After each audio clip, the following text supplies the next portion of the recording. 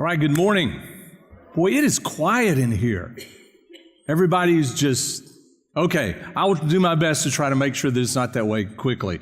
And we started this series talking about follower, and our idea was the fact that there's two different understandings of that word, right? There are people who would follow Jesus because they believed in him and they believed he is who he said that he is, and that was part of their following. But there are other people, in fact, even those followers usually started out as followers, people who would follow him and listen to him and watch him and be around him in order to become convinced actually of who he was. And it's a distinction, but the words sometimes can get confused in that way. And so last week we talked about, or I had a chance to talk about Jesus at the wedding in Cana of Galilee. And it's sort of funny, the one thing I wanted to do, and I ran out of time, I didn't get a chance to do this, is walk back. The title last week was Follow the Wine, and walk back following the wine, because at the end of the story, if you remember the story,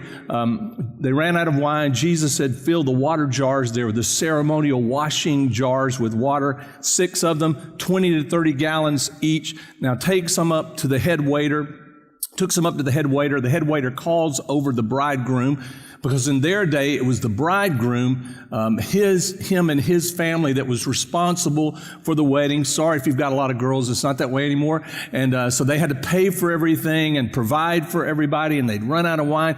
And he said, wow, this is absolutely amazing. You are some special guy, and your family is special, because most people would serve the best wine first, but you have saved the best wine for what? Oh, good. You do know this story. Okay, you've saved it for last. And this bridegroom, is all pumped up, all kind of credit. And his response, anybody remember what his response was? Yeah, that was it. You just gave it to me. Nothing. He didn't know what in the world he was talking about. He was like, I don't. And so, at some point, if we could have been there, it's not recorded in the story, but I think that it probably worked out this way. If we could have been there, he goes up to the guy, the servant who brings him the wine, and says, wow, where did you get this anyway? Because whatever that is, I want to make sure that I go buy some. What was the vineyard? What was the type of wine? And he goes and says, well, and he takes him back and he shows him, wouldn't you love to have been there? The ceremonial water jars, which under the law, you couldn't put anything in here. This was blasphemy in their day to put anything but water in these. Joseph says, wait a minute, you poured, and he's saying, you poured wine in there? And they said, no, we didn't pour wine in there. We poured water in there, just like you're supposed to. And he says, but you brought me, he says, I understand, but we just put water in there. And then this guy, what guy? And he said, well, this guy over here, Mary, it ends up, I think that's her son. She's in charge of a lot of things. She told us whatever he says to do it. We fill it up. We took it up to you. And then you say it's the greatest wine, that we've ever tasted. And they're going like, now what guy? Who are you talking about? Wouldn't that have been amazing to walk that backwards and to see what happened? And listen, the reason I bring it up is because for most of us, this is the way it works. Faith comes as we go through things and we walk it backwards and we sort of put it together and we realize, you know what? That's the guy that did it. That's the guy that said those things. That's the guy that made those promises. When that guy showed up, everything changed. And it did, because of who Jesus was. Here's one of those other stories that John tells. And if you know John's premise in writing the gospel according to John, he says, I write these things so that you would believe. He said, I didn't write everything that Jesus did, but he purposefully put certain miracles, or certain, he calls them signs, in his writing so that you would read them, and in reading them and looking at them, and yes, walking them backwards, you would say, whoa, that's the guy that can make a difference. That's the guy that can make changes. And so he puts all these stories in here, and there's this one story. It's in John chapter 5, which is really a lot of fun to me. And if you already looked at the title, I called it Who Troubled the Water, because that is what is going to be the issue here. But it's actually takes place in Jerusalem at a place called the Pool of Bethesda. Some translations will say the Pool of Bethsaida. It's just a different version of the word, and some will pronounce it even in a different way. And this is the word Bethesda or Bethsaida means the house of mercy. So that's why I put over the title of this passage, Trouble at the House of Mercy, because there really was. So look, if you would, this is John chapter number 5, beginning with verse number 1. You're right, I'm talking really fast. It's because it's a short outline, but I have a lot to get through. Here's what it says. Afterward, Jesus returned to Jerusalem for one of the Jewish holy days. That's what holidays are. They're the holy days. And John does not say which one it is. Maybe this was the Feast of Tabernacles, where they would gather in little buildings that they created outside of their own homes. It says in verse 2, inside the city near the sheep gate was the pool of Bethesda with 5 covered porches. Now let me stop there and try to set this up.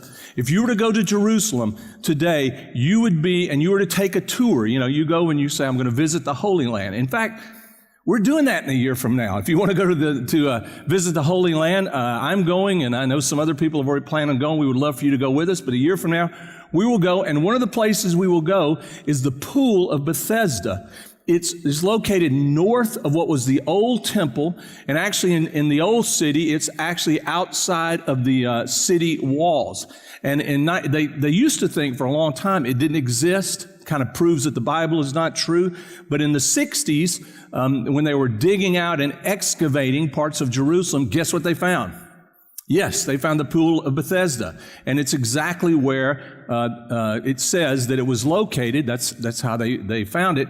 And when they excavated, they also found the 5 porticos or porches that are talked about there. So this is what it was. Jerusalem does not have a river running through it or any natural source of water except for a few really weak springs that might pop up in certain places. So most of the pools or the cisterns, the places to gather water, are man-made. They would dig out holes in the ground, and if there was a spring there, what they thought was a natural spring coming up from the ground, they might dig it there. But most of the water came from the rainfall running off the buildings, running down the streets and into these pools. And as the city grew, they dug out more and more pools because the water was, precious to them. This is one of those places outside the city. And in these pools, and some talk about that it was up to at one point 5 pools that had been dug out in this area, people would come and gather. And this is in plain view of like I said, the city wall and the temple, which is just north of where they are. And in this place called the Bethesda means, like I said, the house of mercy. So I would call it the pool of mercy. The sick and the lame and those who were diseased and all, they would come and they would gather in this place by these pools. These porches or these porticos, they're colonnades that they have found. Those colonnades or the bases of them still there, 5 of them, different levels, and they would be covered so that you could sit out by these pools in the heat of the day and have some sort of shade. This was not, when I hear the pools of Bethesda, I think of, some oasis. Yeah, everybody would go and suntan lotion, and, drinks coming out. And this is not the image. This is a place that normal people would not go there. This was not a attractive place to be. It was not a place that smelled very good, because if you get a lot of sick and ill and diseased and people who can't walk in one place, it doesn't end up that way at all. In fact, if you were had people who loved you and you were in this situation, or people, of means, they would probably bring you there, carry you there, and at the end of the day, someone would come back and pick you up or help you back, to the home. But this is who gathered around this place. But it was in clear view and easy to go to as far as the temple was concerned. And for some reason, Jesus decides to go there. Look at the next verse. Here's what it says in verse number 3. It says, crowds of sick people, blind, lame, or paralyzed, lay on the porches. One of the men lying there had been sick for, catch this, 38 years. Now, I know most of the time we think of him as being lame, but it actually just says that he was some sort of infirmities. He was some sort of illness. It probably meant he was really, really weak and sort of a broken, sick, maybe diseased person who was there. It says in verse 6, when Jesus saw him, he knew he'd been ill for a long time, so he asked him, before I ask this question, you'll notice as we're reading, we skipped verse number 4, right? Did you notice that? In fact, I have to tell you, I'm the one that puts together the verses for the outline in which translation, and I did not even realize it until after it had already been done and printed and we were ready to go late last night that I'd used a translation that omits verse number 4. Let me explain why it's omitted. In some of the oldest manuscripts, as they've gone back and they find more and more ancient manuscripts of the New Testament, verse number 4, and actually the very end of verse number 3, is omitted in the ancient manuscripts. In other words, this means that more than likely it had been what? I know you don't like to say that in church because there's something wrong with saying that, but more than likely it means that it had been what? Added. Good. You can say that. It's not heresy. It had been added by later writers. Now, why would they add something like this? There are a lot of ideas or theories about why would someone come back later and add something. Most of it would have had to do with why would they gather here? Why would they gather in this place? And if you want to read New American Standard, is the Bible I have up here. It has it in there. The verses are in there. And the verse 4 talks about because they believed that an angel of the Lord would come and the angel would stir the water, and whoever would jump in the water first, right? So you go, and whoever made it first would be healed. Now, does this mean that an angel from God actually came, stirred the water? Is this theology? Let me go and tell you, no, it's not. It's added as some sort of explanation. In fact, many historians actually believe that this came from the Greek god of healing, who formed these cults formed around the Greek god of healing, and they would gather at pools like this, and they had this idea that the Greek god of healing, one of his serpents, would stir the water. You ever been, in a pond or something, and something stirs the water? You're like, what is that? Johnny and I, we live on a pond. There's 25 houses on this pond. And as we sit there, one of the highlights of the morning, the exciting things of the morning is, did you see the water stir? What was that? Is it a turtle? See, we come up with a natural explanation, right? Is it a turtle? Is it a fish? Could it possibly be at this time of the year, could it have been a water snake? Ooh, yes. And have you seen those ducks? They're called kumrats. There's a kumrat that's a duck, and you see them in the woodlands area, and they're dark, they're black usually, and they sit lower in the water, and they will dive, and my wife still doesn't believe it, but they will dive, and they will stay underwater fishing on the bottom of the pond for 3 minutes, 4 minutes, 5 minutes, and all of a sudden they'll just pop back up, and the water will be disturbed as they're swimming on the bottom of the pond because they're swimming upside down with their little feet, pushing to hold them down, and they're just picking things off the bottom, and you'll see the water kind of stir. See, when the water stirs, the question is, what stirred it? So the Greek cult would come up with, well, it had to be something supernatural, and so that supernatural things means if you jump in the water real quickly, you would receive your healing. Now, did it happen? You got another hour? Okay, I won't go there. But this was kind of the theory behind it. And it didn't have anything to do necessarily with the temple and the worship of God. It's just an explanation that was put in there for why these people stayed around the water. So Jesus comes.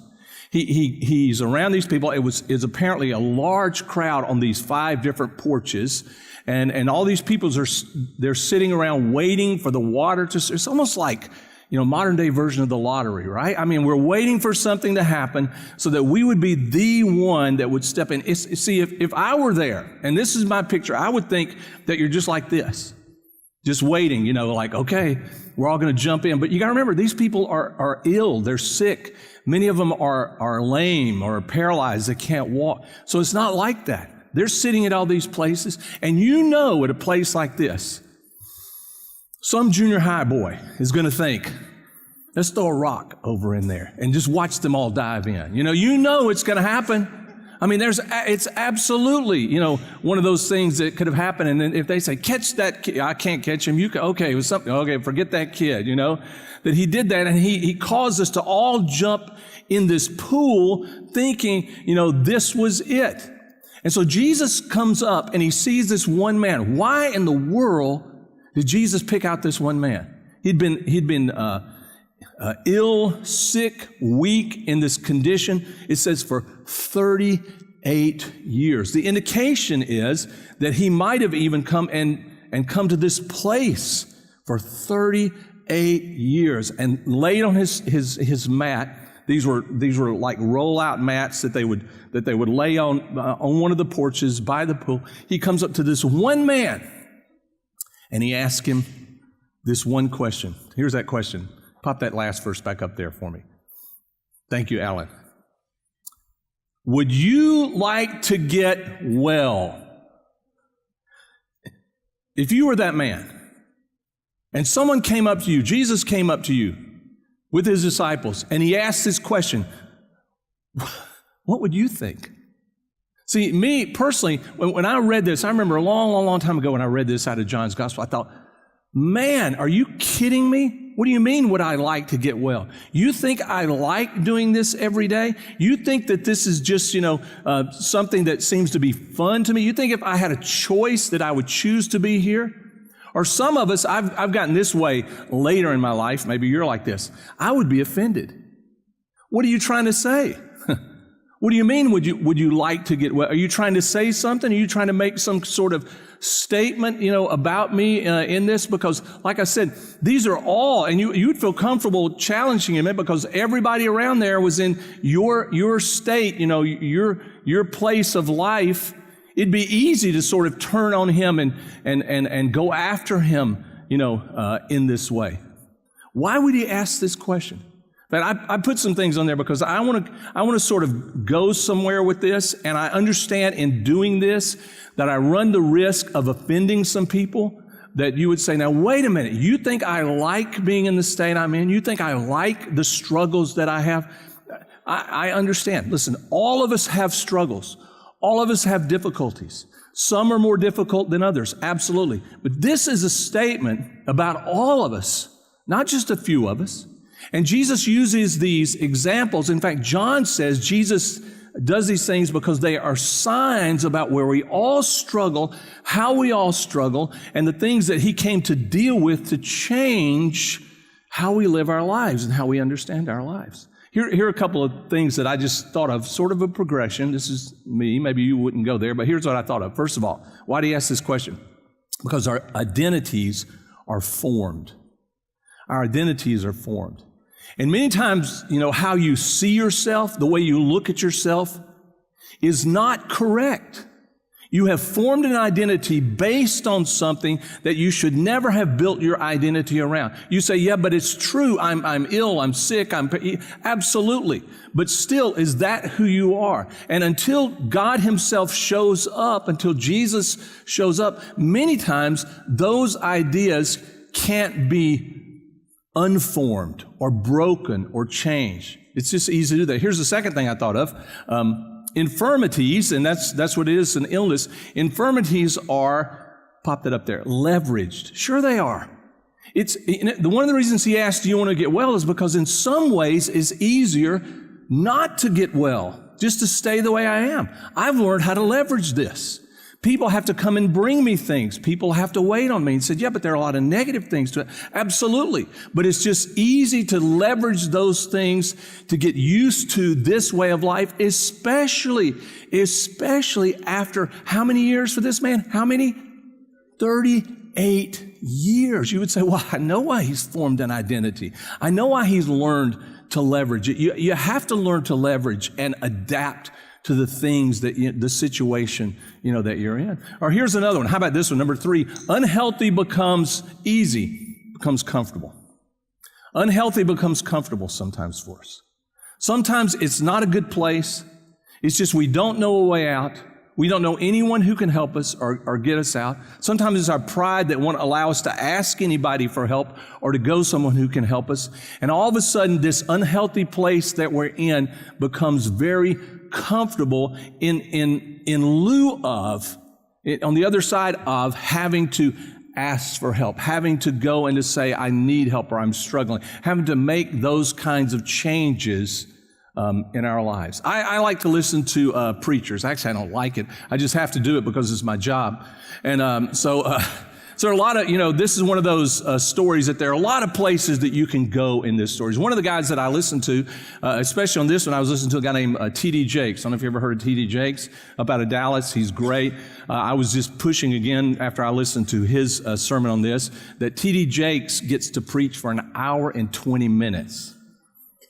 I know. Boy, that was moaning and groaning. And so I'm not going to do that. Don't worry. We're not going there. But he gets to preach for an hour and 20 minutes. And as some of the ladies in the office said, well, there's no way anyone can hold your attention for an hour and 20 minutes. I said, then you hadn't listened to T.D. Jakes. Because he can. He's very entertaining. And in this one, listen, he goes at it from a totally different angle. It's much like what I'm doing here. And I mean, one of the things he does, he's so entertaining. He talks about jumping in the water. And for an hour, 20 minutes, he jumps in the sermon. Everywhere, he just constantly does it. It's entertaining. It's fun. But he does this. He says 38 years he's pushing his audience. 38 years. Isn't that long enough to be where you are? 38 years. Isn't that long enough for something that someone said 38 years ago to have bound you up and trapped you and you're still stuck and you won't let go of it and you can't get, he's just pushing and pushing and pushing and pushing. Am I pushing?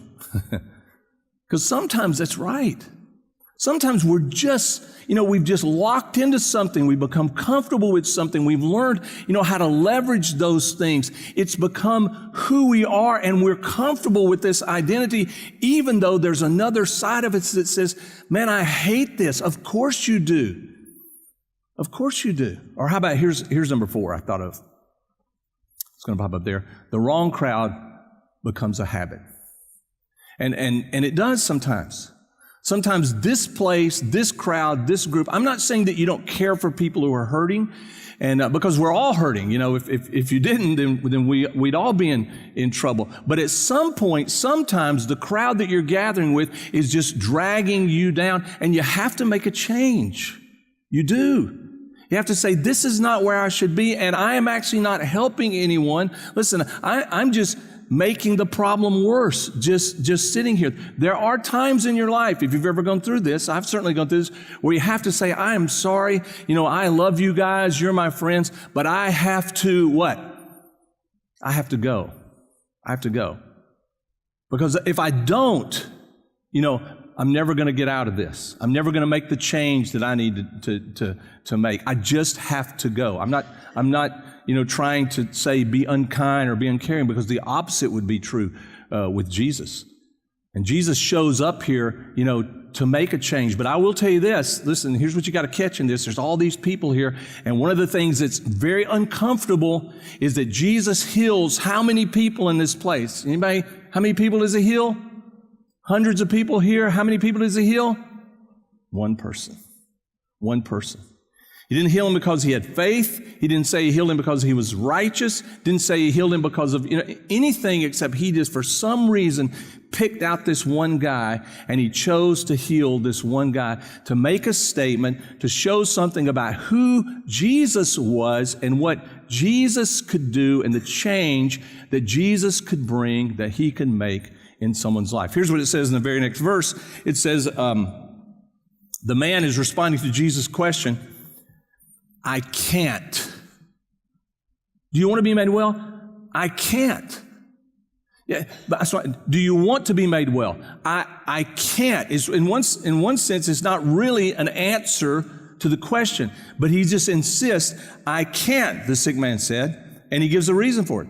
For I have, catch this, for I have no one to put me in the pool when the water bubbles up.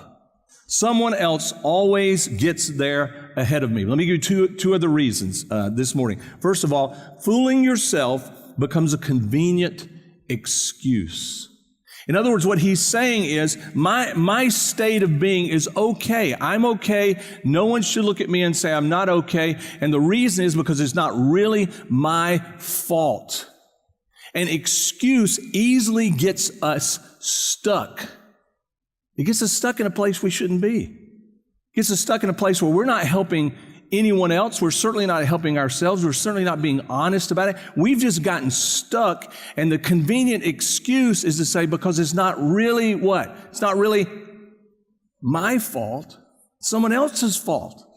No one puts me in the water when it bubbles. No one does this for me. No one does. Now, I know that you say, now wait a minute, because I'm sure that I'm offending some people, because I'm not saying that there aren't people who hurt you and there aren't people who don't help you when they should. I'm not saying that. I'm just saying if you get stuck in using things like that as an excuse not to believe, not to trust, not to move forward, not to get out of where you're out, listen, you're only hurting yourself.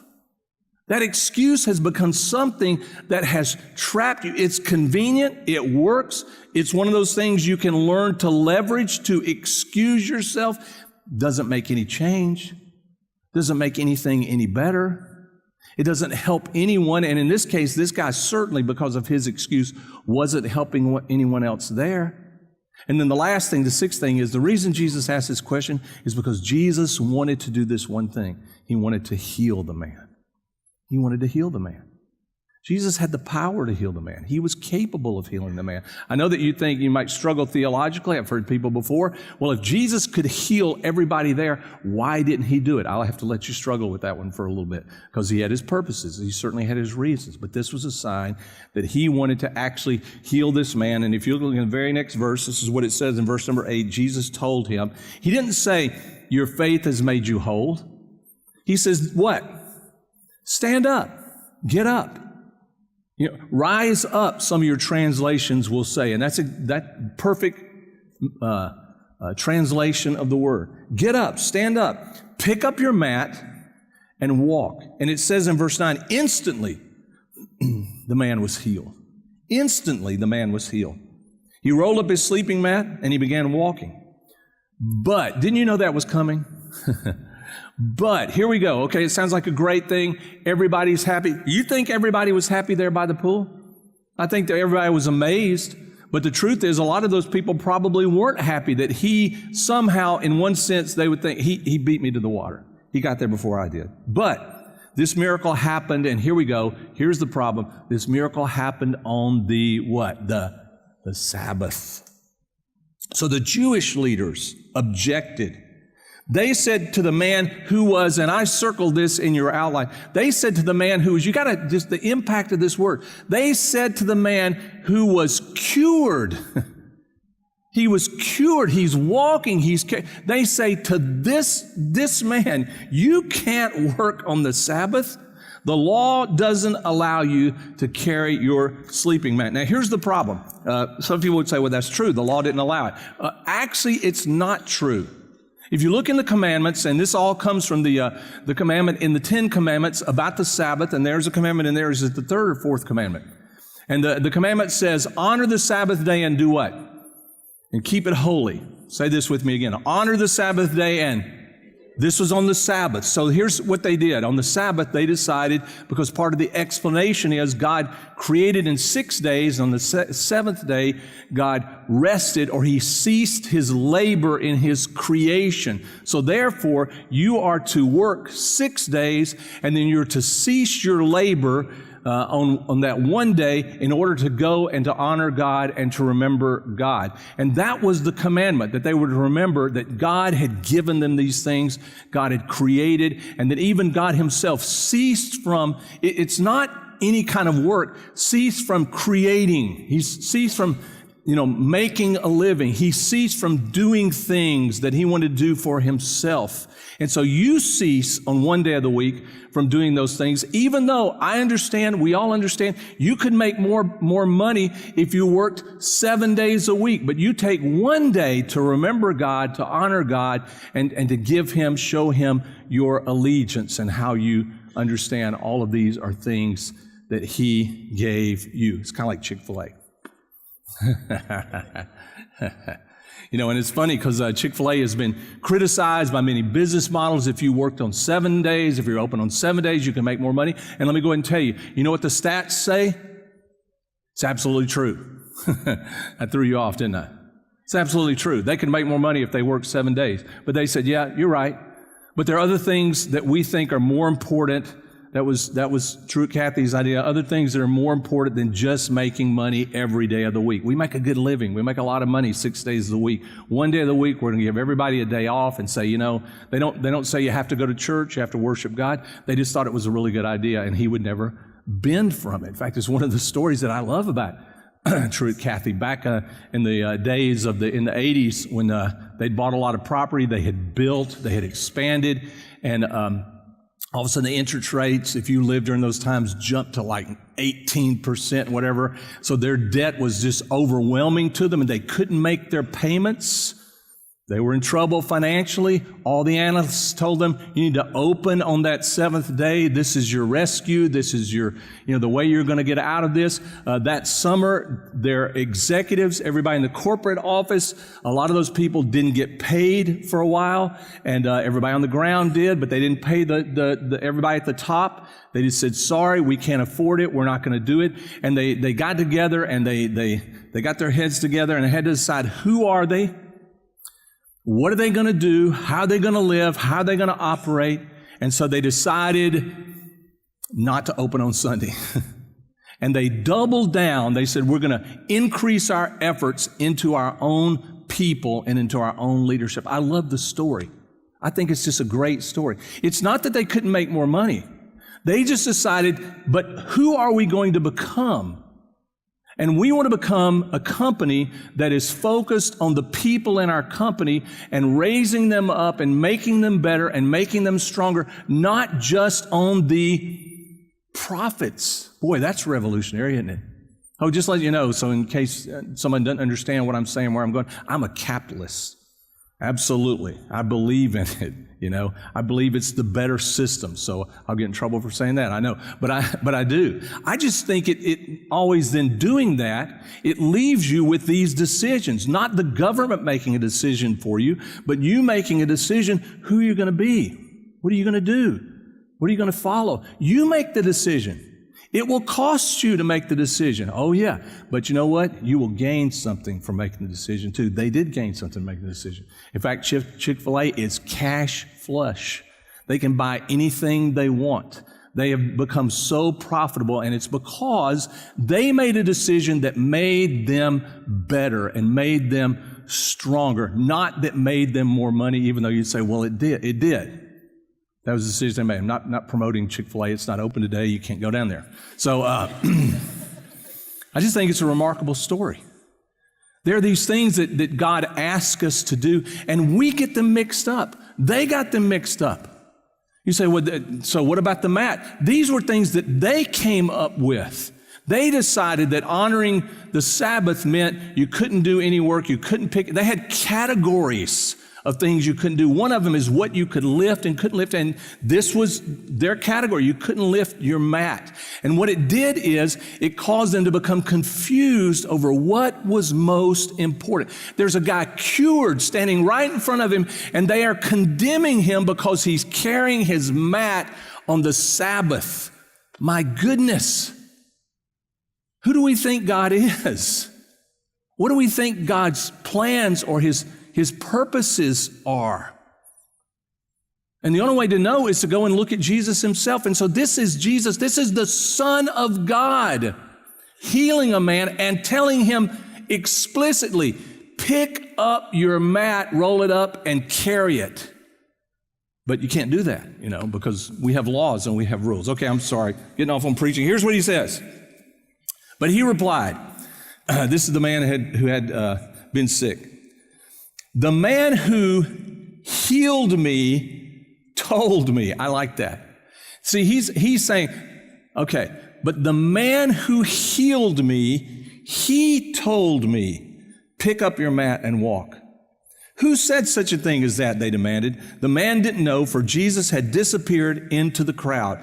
But afterward, Jesus found him in the temple and told him, now this may sound strange, Now you're well, so stop sinning, or something even worse may happen to you. Now this is, an allusion to some extent of them thinking everything that happened bad was because of something else that I did. And yes, sin enters the world and brings a lot of bad things, but it's not always related that way. So they had the idea if you had money or you were healthy, then obviously you're doing everything right. God is blessing you. If things went wrong or you got sick, obviously God is punishing you, for your sin. Then the man went and told the Jewish leaders that it was Jesus who had healed him. So let me explain this to you. I think the commentators, they're divided over this. Some people think that Jesus is joking. He's kind of telling a joke, like what could happen worse than being sick. But actually, I don't think he's joking at all. I think he's pointing out to the man. Remember, he only healed one man. So healing everybody physically was not Jesus' goal. It was a more important healing than that, a more important restoring of a relationship with that. And the man does not chase after Jesus. He doesn't go back to him to say, thank you, or look at what you've done. It kind of reminded me of Jesus and the 10 lepers. Remember that story? And Jesus heals 10 people with leprosy, and one comes back to thank you. And Jesus asked the question. You remember the question? He said, where are the what? Where are the other 9? Yeah. Why in the world will only one come back to thank me? So here's the thing. God can heal you, and that doesn't mean everything's okay. God can heal you as a sign to try to point to who Jesus is and what Jesus has done. But it doesn't mean now everything is okay. You can make a lot of money, and it doesn't mean that you're okay with God. Is it a blessing from God? Yeah, but a lot of people take a blessing from God and they waste it. They use it for the wrong things. A lot of people are giving incredible intellects from God. They waste them. It's not proof that you can then just use it any way you want because God has said. A lot of people are given, looks. You're very attractive. I struggle with this all the time. The fact that I'm not very attractive. Okay, so, and it is a gift from God. It doesn't mean, therefore, then that God is okay with everything that I do. The question is, then how will you respond? This guy does not respond. It says Jesus went and found him. In fact, it looks like this guy goes back to the old way. He's back up in the temple. And because now he can go to the temple. He couldn't before because of his infirmity. So Jesus made a way for him back in. He's leveraging, that. That's what it looks like. And Jesus said, be careful, because you could end up in a much, much, much worse place. Jesus is talking about things that are much more eternal than something like this. And then it goes on to say, here's what I'll finish with. This is Jesus stirring up the water again. Verse number 16, it says, so the Jewish leaders began harassing Jesus for breaking the Sabbath rules. But Jesus replied, listen to this. This is great theology. My Father is always what? Yeah, he's always working.